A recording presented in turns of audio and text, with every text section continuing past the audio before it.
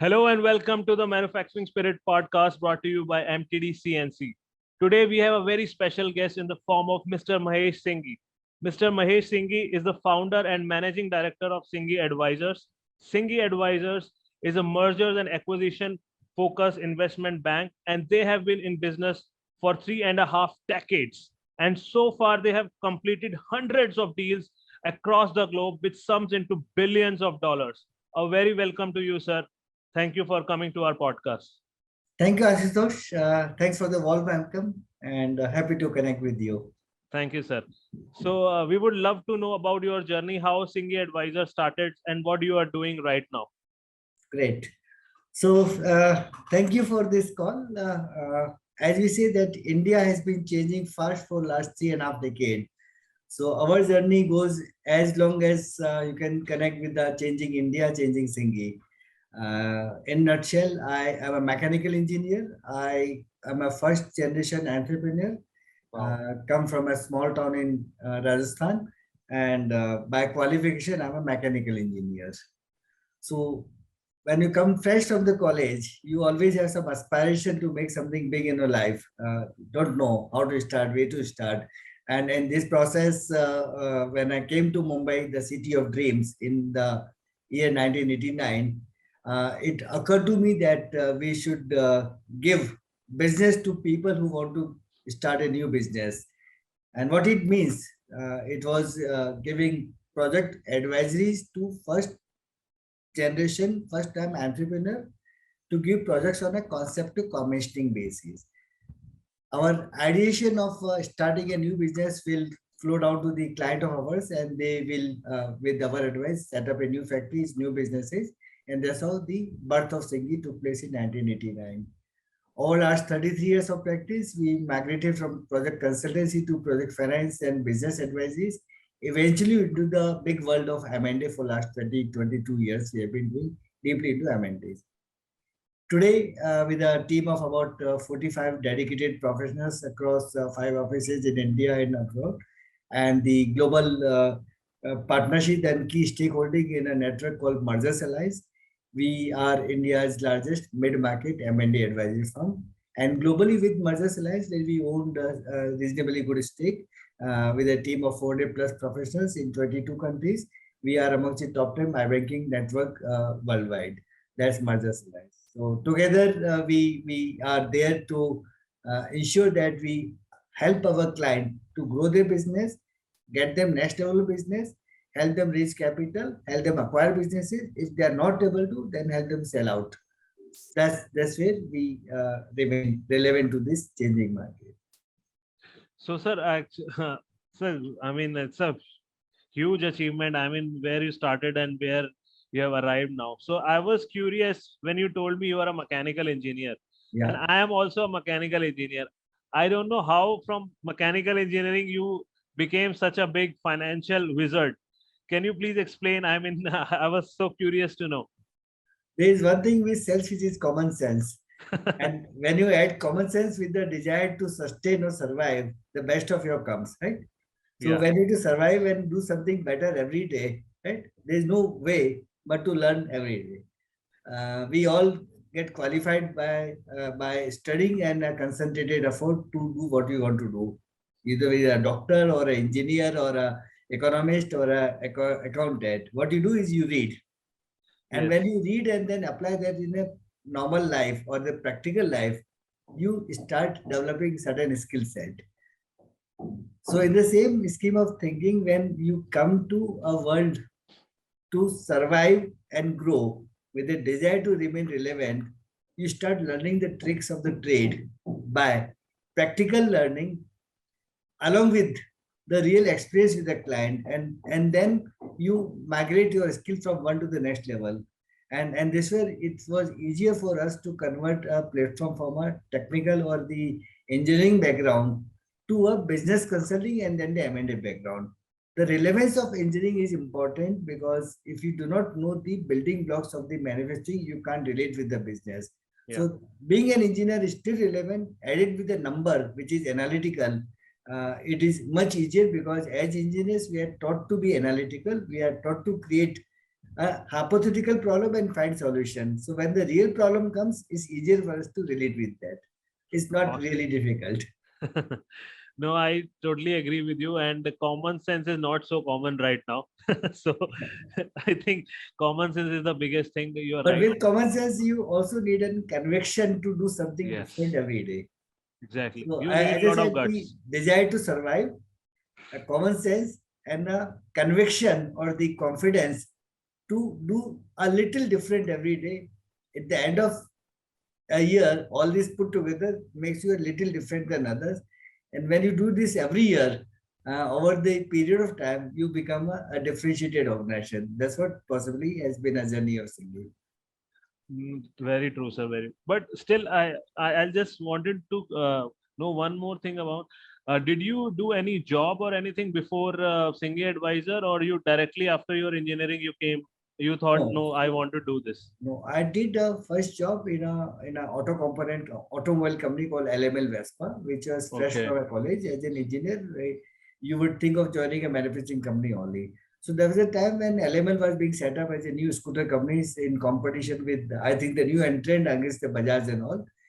And the first 1 year of job allowed me to relate with the world in the real sense, because when your workers are getting salary double than you, and you know that your engineering alone is not going to be make you relevant, we realize that no, it's just not education which will survive. Having said that, your aspirations also converts with your desire to change about you.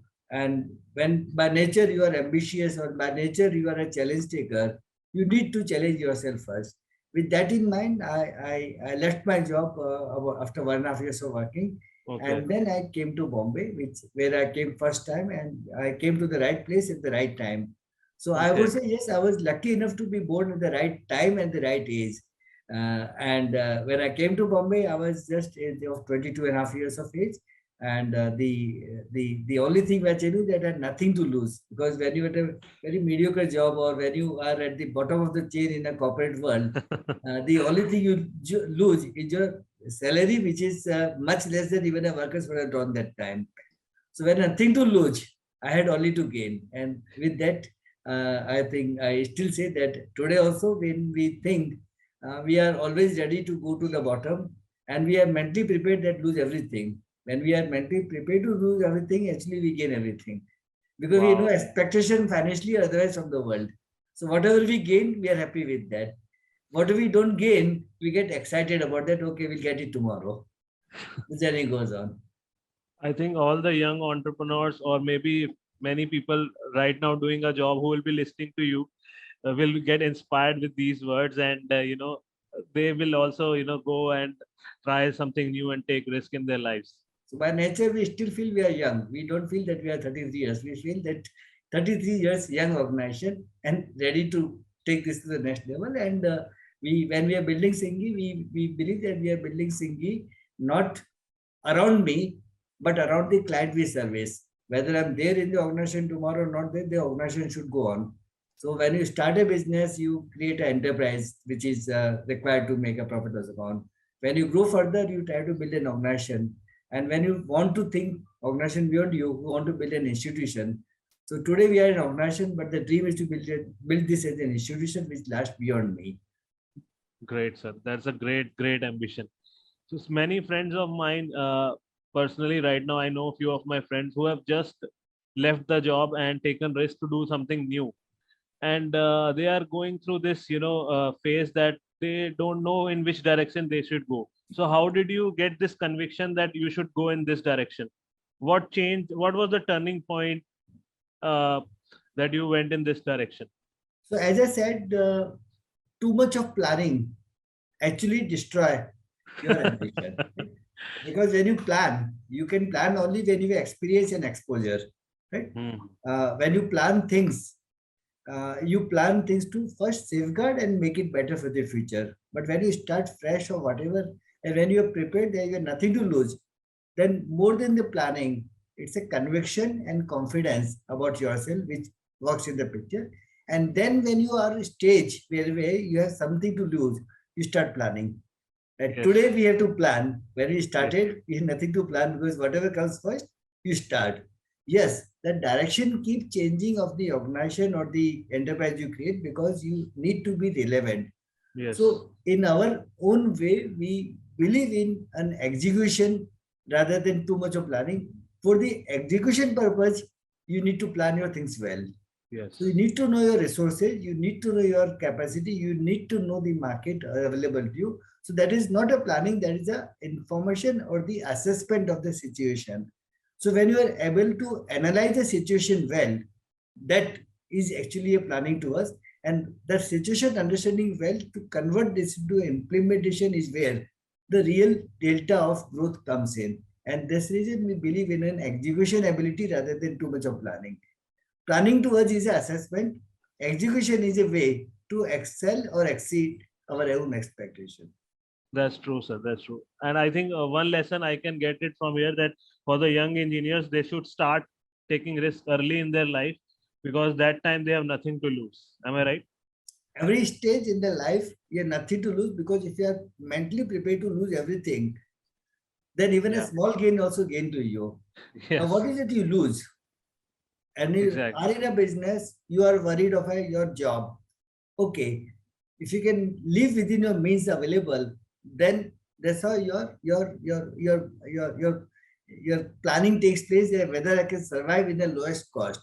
And then when you start building up your plan of the future, you also prepare yourself to take a ratcheted approach to the growth. And at every stage, you are safeguarding yourself more, your skill wise rather than the financial.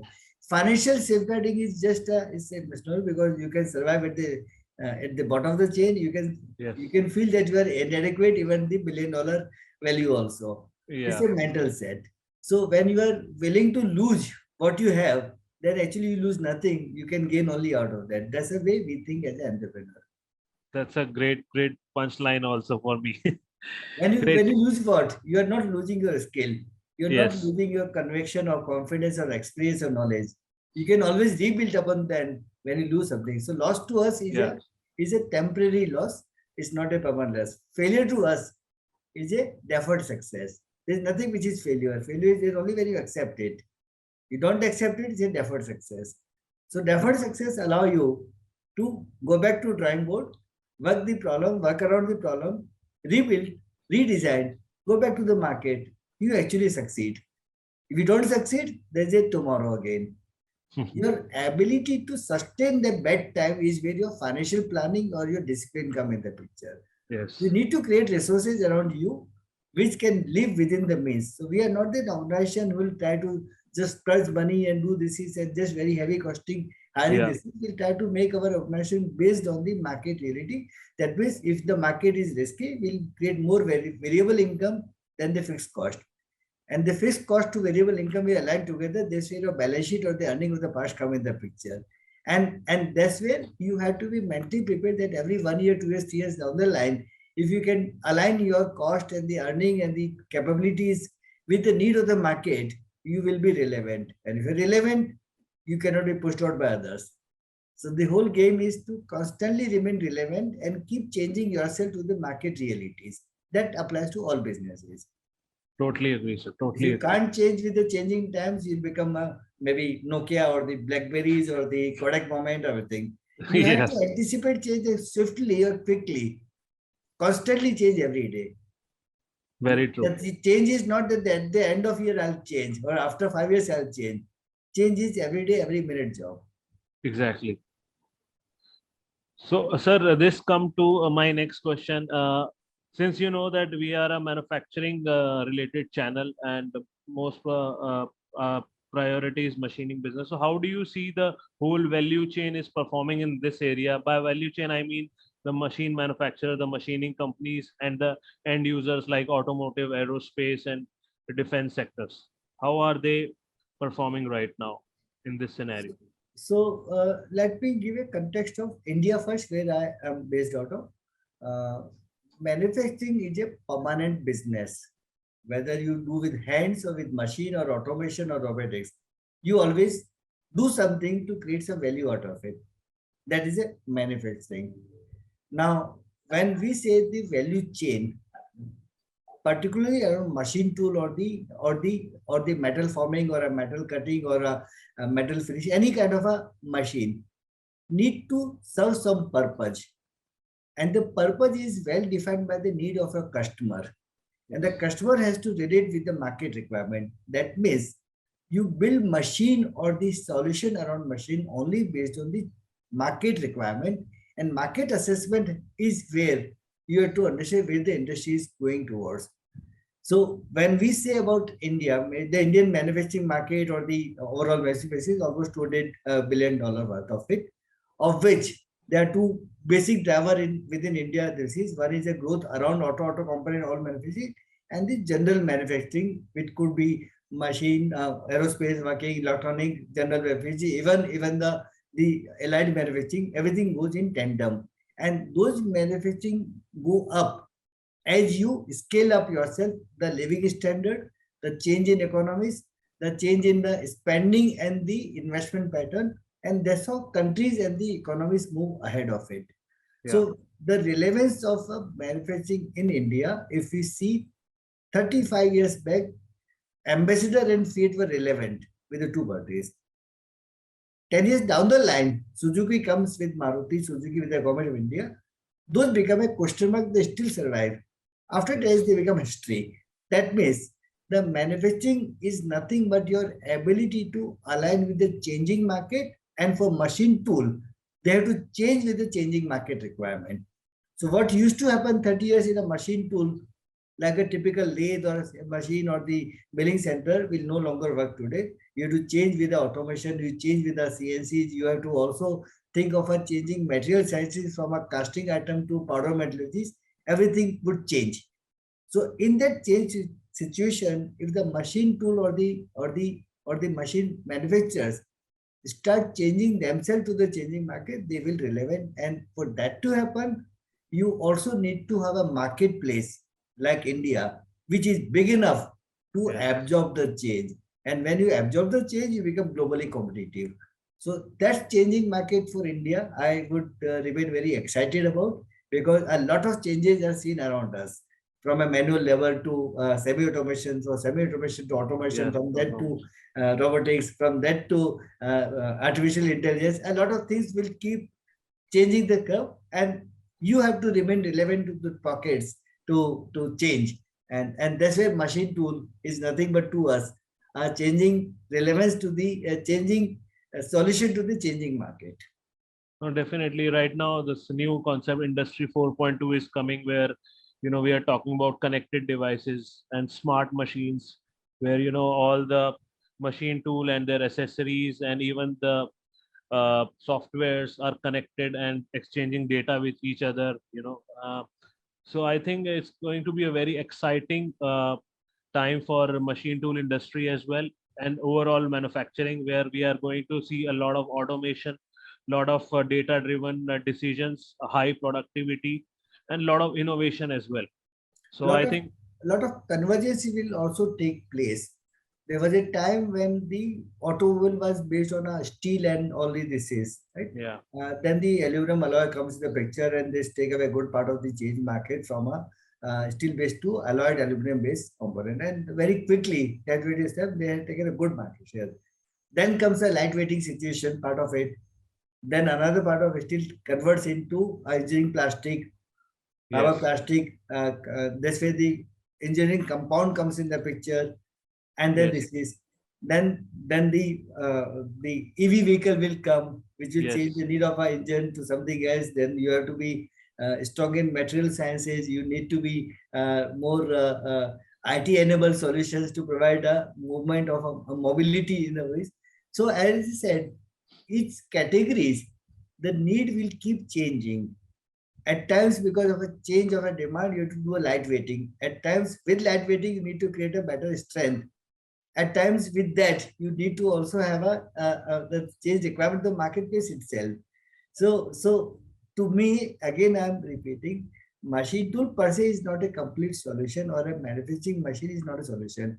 If you are wanting to be ahead of the curve, you need to have a complete solution which integrate material market performance And the flexibility at the cost at which it can create a market is where you have to create a solution for which, unless you're a big market, big domestic market, you can't be competitive.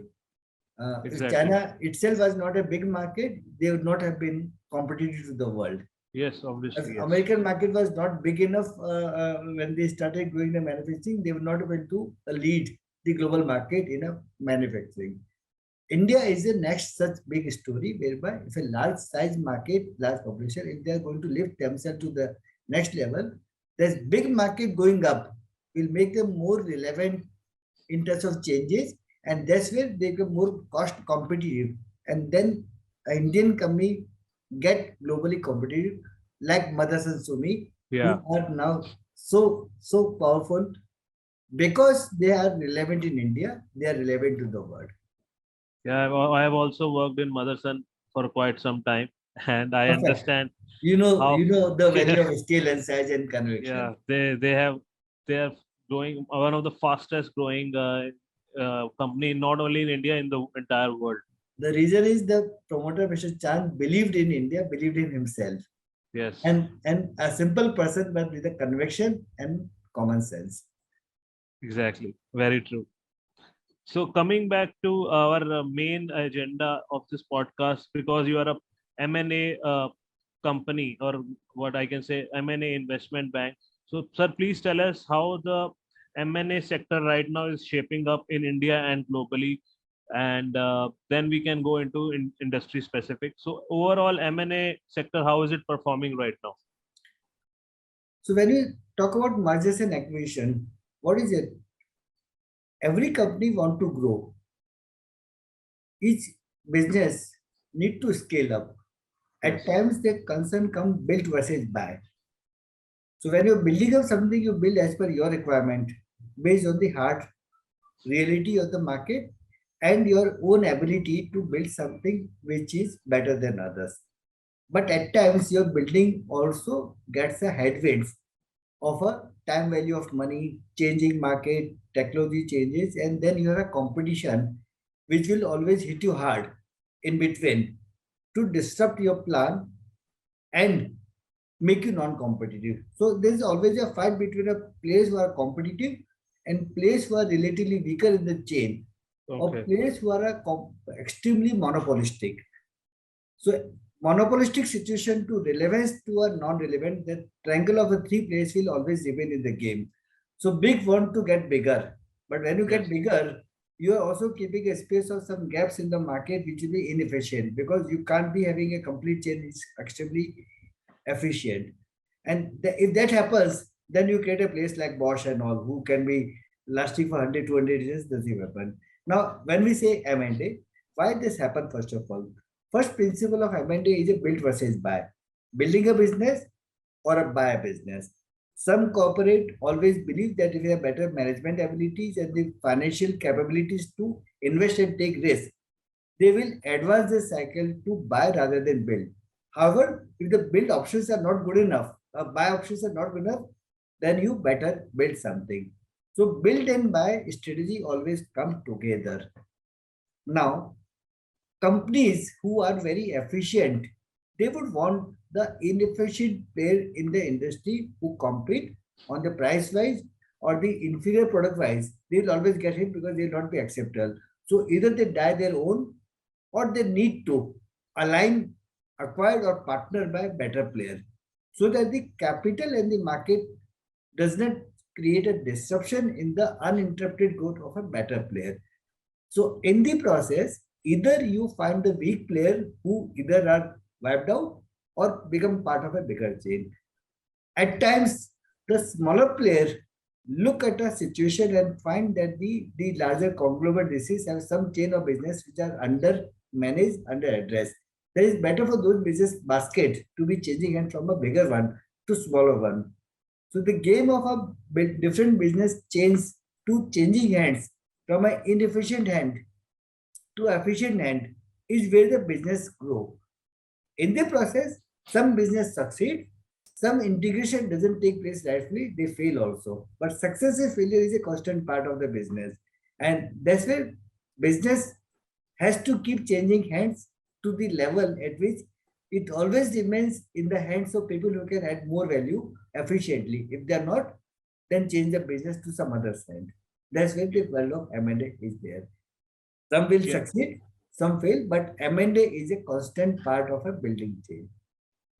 definitely. I was listening to one podcast of Monish Pabrai. He's a very big Indian American investor, Yeah. and he was telling this that the companies or the CEOs who are very good capital allocators, Hmm.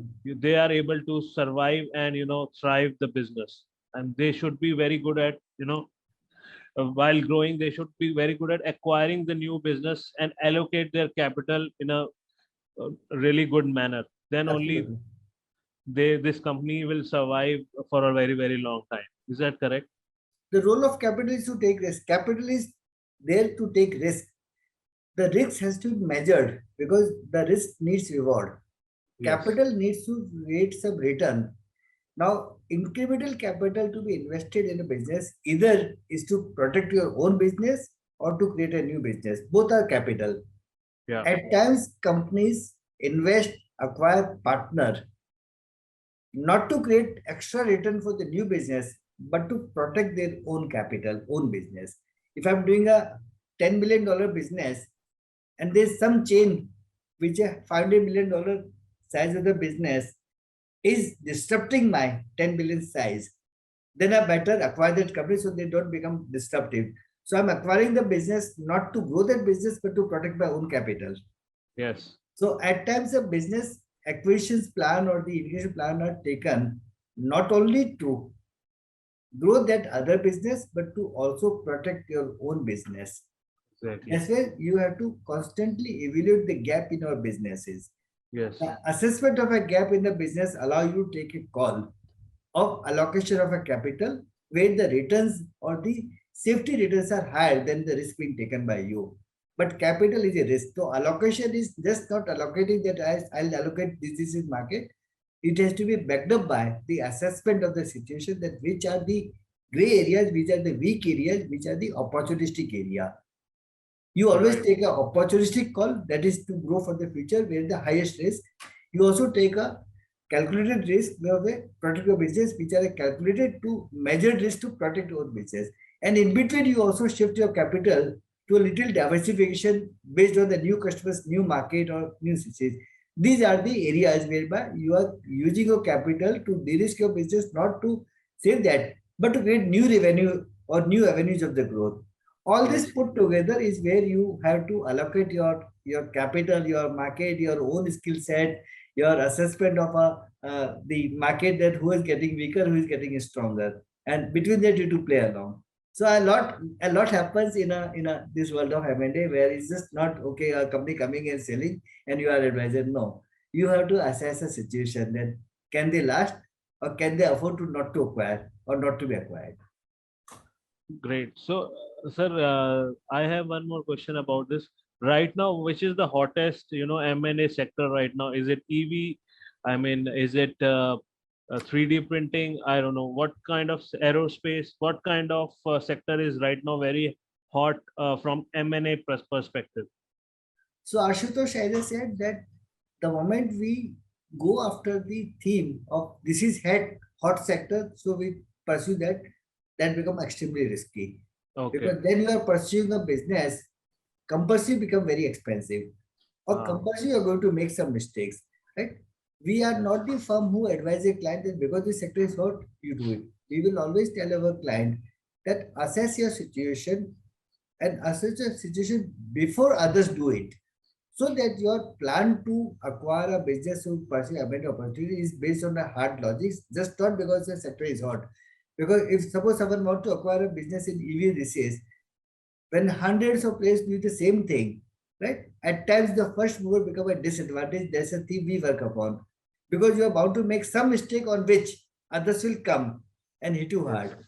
If that was not the case, Yahoo would have been still there. Right? Yes. Google and Yahoo is a classic case to understand that the early mover not necessarily have an advantage, but a constant mover have always advantage over others. So be a Yes. part of a constant moving chain rather than just because the circle is hot and you pursue the thing. Yes, that is a relevance to understand that which are the changes taking place in the industries. If the industry Yeah. is moving from say casting a founding based atom to a 3D printing, then that scaling up for a purpose you need to acquire or partner to Yeah. integrate.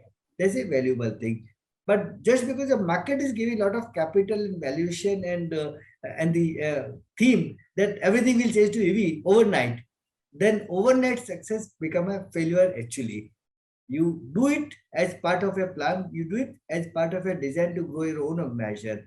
Sometimes you don't acquire, you just partner. Yes. Sometimes you just hide technology and do a re-engineering. At times you just do a licensing arrangement. There are ways and means to create a M&A transition, not necessarily that M&A is just acquire a business.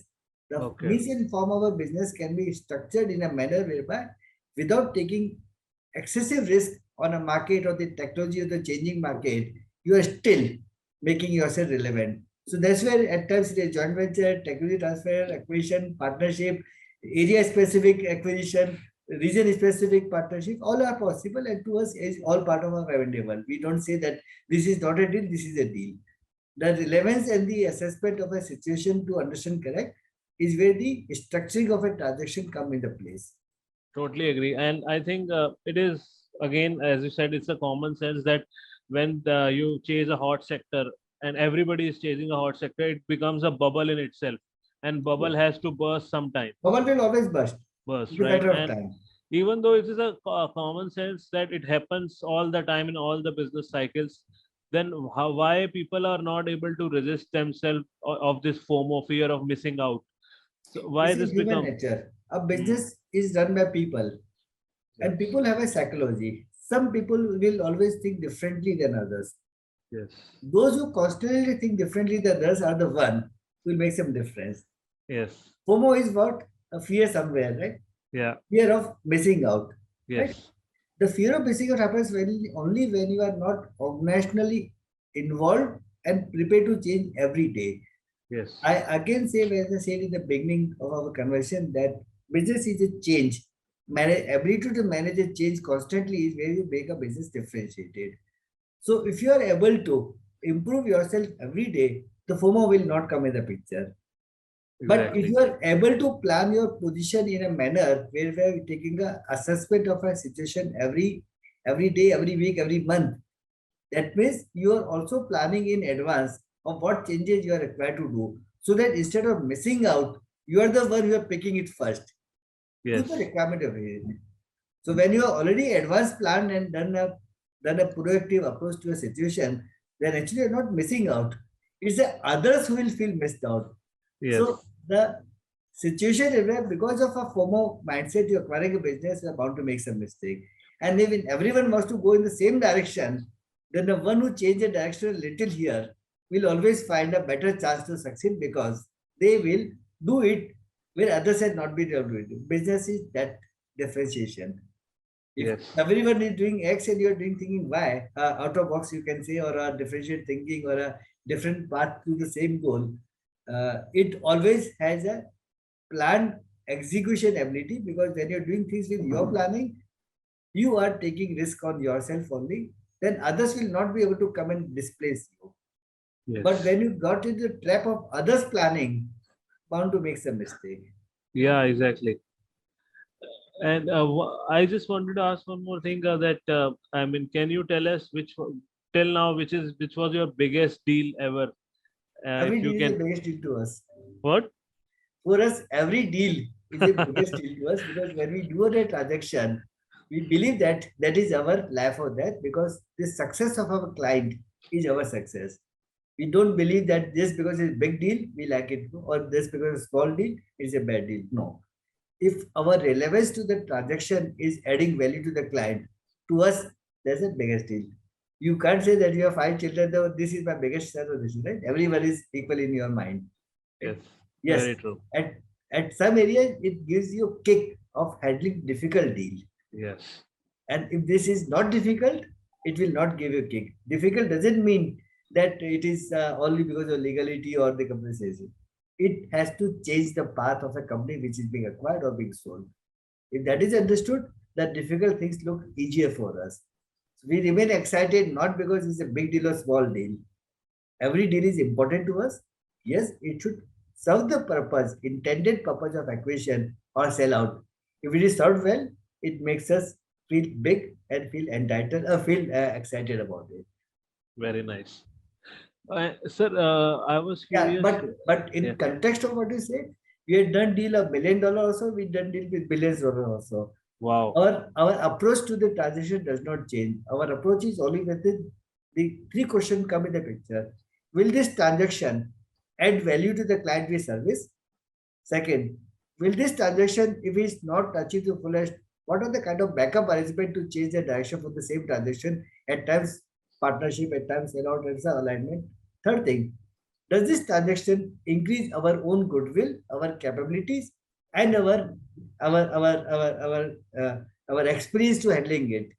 If the answer of these three is within our control, we get into a transaction. If we don't get the answer, we don't get a transaction mode. We don't then pitch for the advisory mandate. Then we let it go to others.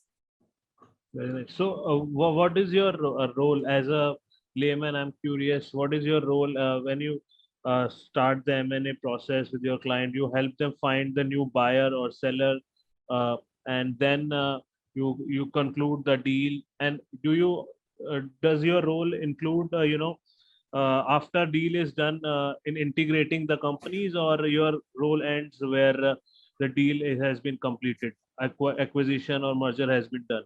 Do So you there Ashish, is any other post as I deal said that the premise of Singi is a business consulting Okay. or setting up business from a grassroots level. So the Okay. culture of Sengi and the ethos of Sengi has been always look business as a business, just not as a financial advisor. Yeah. So our first approach to any business when we engage with the client or the potential client, that we are not getting biased by what do they say or what they want.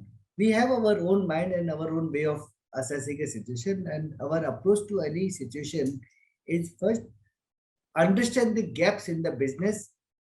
Now, what are the gaps? Any business person will try to do something new only when they know the gap, right? If you have some fever, you just don't take medicine, you know what is in the body because of infection, because of COVID or something. So until you get that answer, your medicine will not work for you. Same way, for us as a business consultant or an advisor, we need to know the gaps. If the gaps are understood correctly, the filling gap through a corporate solution, either by partnership or acquisition, this is can be fulfilled. Now, invariably, the gaps are first starting from the shareholding level. A company is owned by Okay. shareholder. If the shareholders are risk averse, or there is a gap in the risk carrying capacity of a different stakeholder, or if the long term goals of a different stocks are different, that will create some gaps in the business. Some want to run, some want to stop. The business will Yeah. not grow. So the starting point of us is to assess the shareholding pattern, the Okay. risk carrying capacity of the shareholder, the aspiration aspect of the key stakeholder, and then understand are they all in sync aligned with this is. And when that is understood, that's why it comes to the business assessment that is the business growing in tandem with the market or not. If the market is growing 8% and you are also growing 8%, that means you are mediocre because you are just going with the market. Yeah. Market is growing 8%, you are aspiring to grow 20%. That means you are a high risk taker or you are wanting to do a little extra. In Yes. that, we need to know which are the gaps in the business, which are the capacity, market, technology, resources, something to fill. If the market is going at say 8% and you are just going 2-3% because of very safety, these are the business, they themselves are gap, they need to move off the business. So the companies and the businesses where the shareholding or the stakeholders expectation is aligned with the business, they are the one who will be growing or expanding through acquisition. And the businesses which are below the curve, taking less risk, very conservative, defensive way, they need to move out. So the assessment of the gaps in the shareholding, in the business, in the capacity, in the technology, in the succession, in the risk carrying capacity, financial gap, all this put together converts into a addressable solution.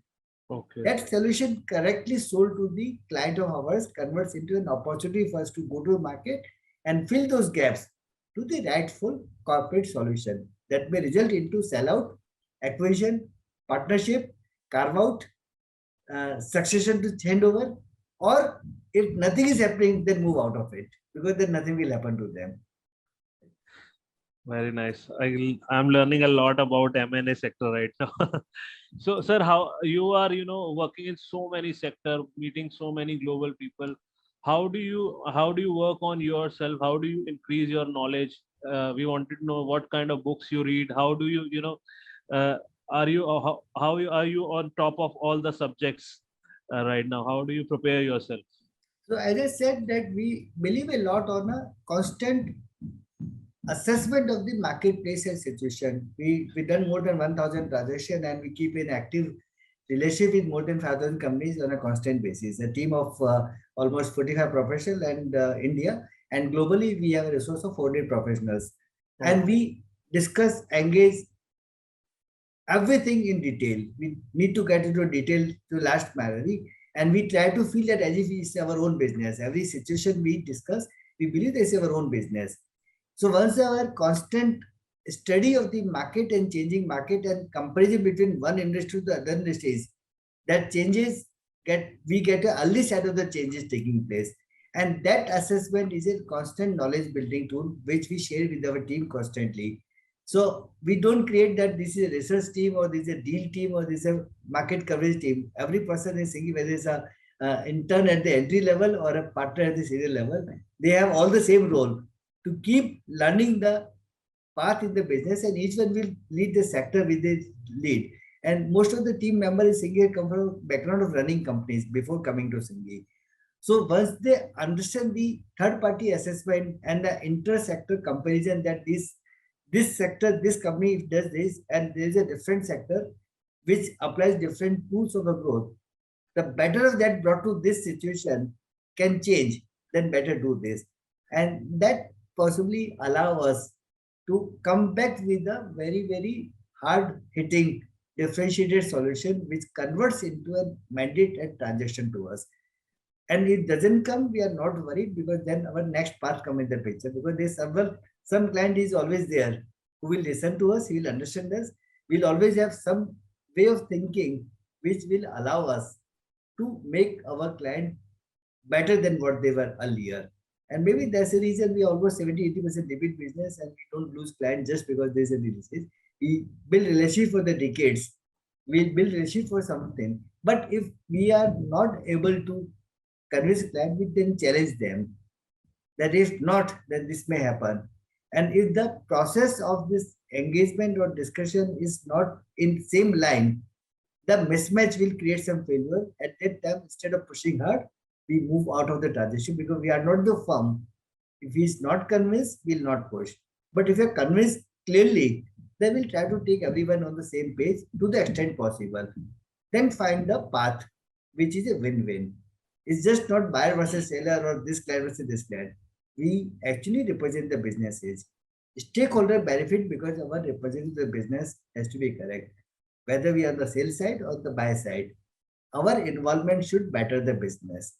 And that mindset allow our team to constantly change their thinking, not because it's a requirement to be adapting new things every day.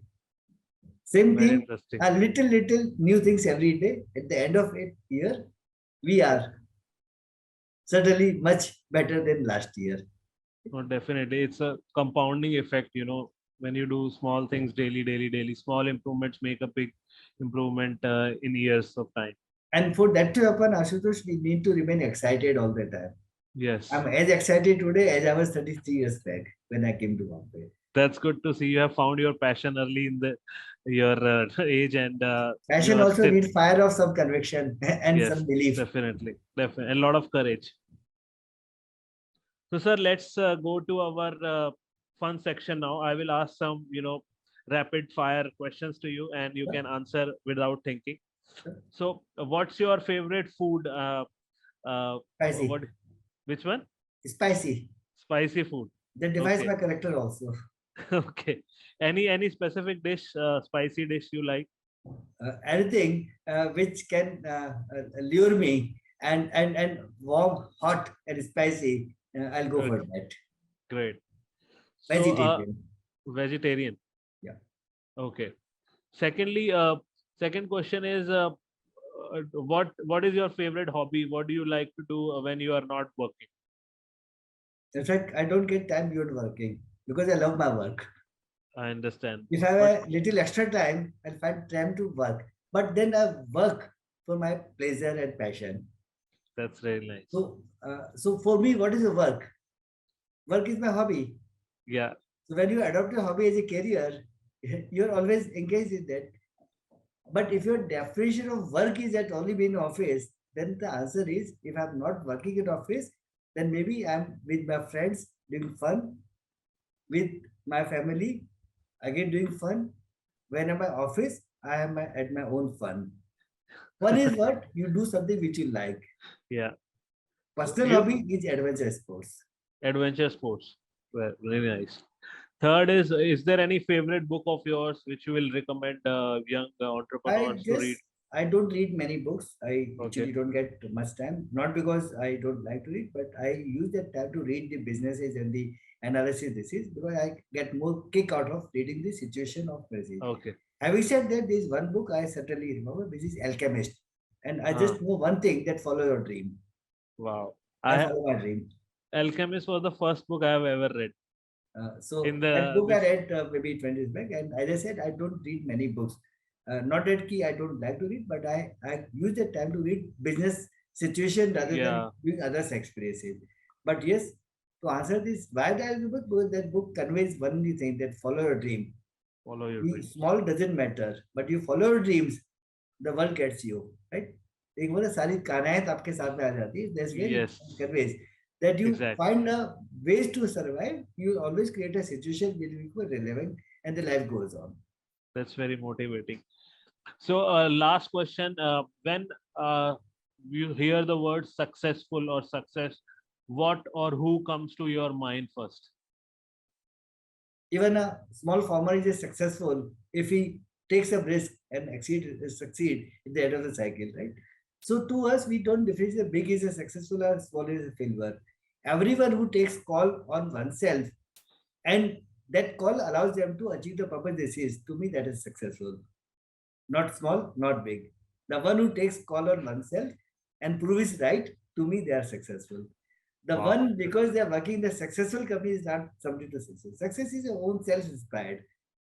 You can't borrow other success as your success. You taken a call yourself, you prove it right, small or big, you are successful. But yes, to give a benchmark in a corporate world, because it's a corporate discussion, I would think of a names say in India like a Uday Kotak of a Kotak Bank or a Vedanta group who believe in themselves. The entire group of Vedanta has been through acquisitions. They never believed, but they always succeed because they believe in themselves. wow. They grow in spite of all the resistance, but then they do something without having heavy resistance to do what they do. They're self-inspired. They are now coming to silicon chips manufacturing They as said well. they do whatever they do with their own conviction. They don't do because others have forced them. They're Yeah. self-inspired. Or maybe Kotak Bank, homegrown bank. Yes. There was a time when DSP became Merrill Lynch, JM became Morgan Stanley. Kotak was partnered with Goldman Sachs. Huh. The two sold out to their partner. Kotak acquired back the partner Goldman Sachs, who was a powerful bench. The rest is Wow. history. Wow. There was a time when ING wanted to acquire Kotak. 50 years down the line, Kotak acquired ING. Russia. Right? So they believe in what they do. They're a very normal human being, self-inspired. They do what based on their capacity, but they expand their capacity every day. Very nice. So, sir, we are now in the last phase of our podcast, and global audience are listening to you on MTDC and MTD CNC platform. So, what is your message to our global audience? What would you like to say? India is a destination. Please come. We are changing a lot.